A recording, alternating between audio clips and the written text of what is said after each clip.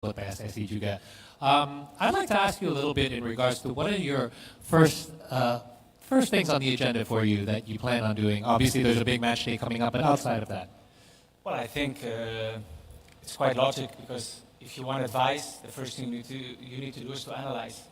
You need to understand the culture, the sport mentality, how to reach objectives, also to show a lot of interest in the local league, to see what are the strong points, what are the points that can be maybe improved, to try to get the maximum out of the players, also for the future. And of course, we do all the decisions. It's a team, federation, of course, the national team coach, Kluivert, with myself. Probably we will look for a sport director or technical director who will be living here day to day. And all of us together in group, we will try to kind of design the right strategy to reach the points Indonesia wants to reach. Oke, yang saya nanyakan adalah apa sih poin-poin yang utama yang akan di-address ya, terutama dari Jordi di awal, dan salah satu yang pertama yang dia akan lakukan adalah analisa. Dia ingin analisa semua level, dan saya juga sempat ngobrol sama Jordi kemarin, hal yang penting adalah dia ingin ngobrol sama bukan hanya pelatih, tapi pemain, tapi staff juga untuk bisa dapat gambaran yang lebih jelas. Ini infrastrukturnya seperti apa dan strategi ke depan yang harus dibentuk seperti apa juga. Dia juga ingin analisa liga lokal kami juga di Indonesia untuk bisa dapat gambaran pemain lokal kita seperti apa. Dan yang pasti tugas yang utama salah satunya adalah mencari technical director atau direktur teknis. Now let's actually segue to that since you brought it up. Technical director is a role that has been assigned for you to have input in findings. So you yourself have had obviously much experience in a technical director or director of sports. So your current plan to appoint a technical director in Indonesia, what are your considerations in looking for the right candidate? Well, I think it has to be somebody who has experience with different countries, different cultures, different strategies. I also think it's imperative that the person can work together with a national team coach from all the ages, and from there on to design the right structure, help in the day-to-day. And I think it's important to have somebody here to really kind of design the strategy and to know exactly where we want to go and how to get there.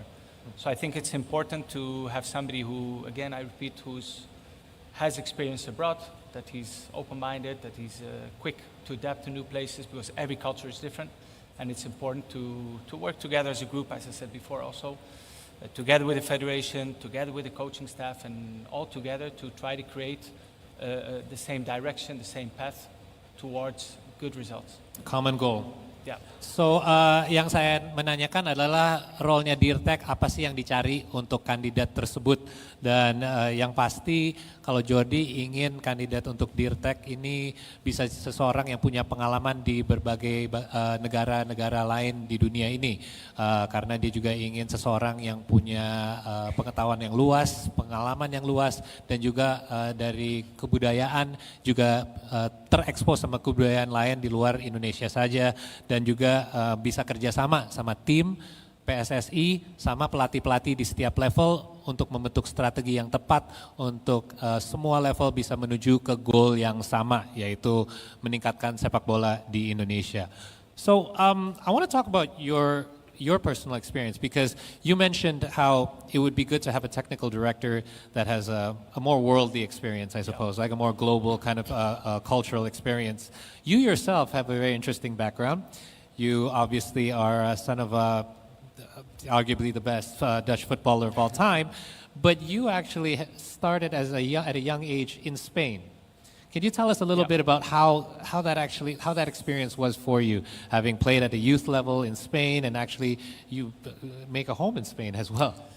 Yeah, I think that's having a father that moved a lot of countries, played in different places, and the fact is my first language, like my mother language, if I can say this, is Spanish.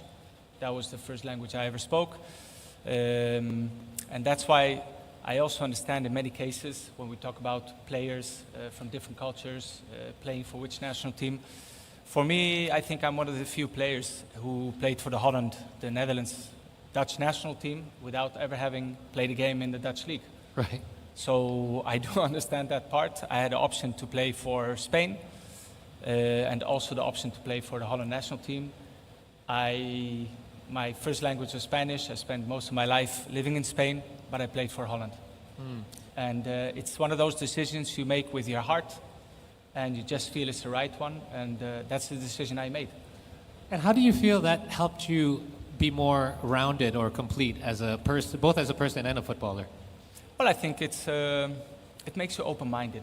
It makes you understanding. It makes you also understand different cultures, different ways of thinking. And to be honest, the Dutch style, normally it's a very beautiful way of playing football. Very, trying to dominate, trying to play to win. And together with the Spanish mentality, they have also a very strong winning mentality. So the mix of both is a very interesting mix. Very interesting. Yang saya menanyakan adalah justru Jordi Cruyff ini punya background yang sangat unik, di mana dia adalah anaknya Johan Cruyff, seorang footballer legendaris dari Belanda, tapi dia dari umur yang sangat muda sudah pindah ke Spanyol dan udah dari youth academy-nya di sana dan main bertahun-tahun, bahkan dia pun tinggalnya di sana saat ini juga.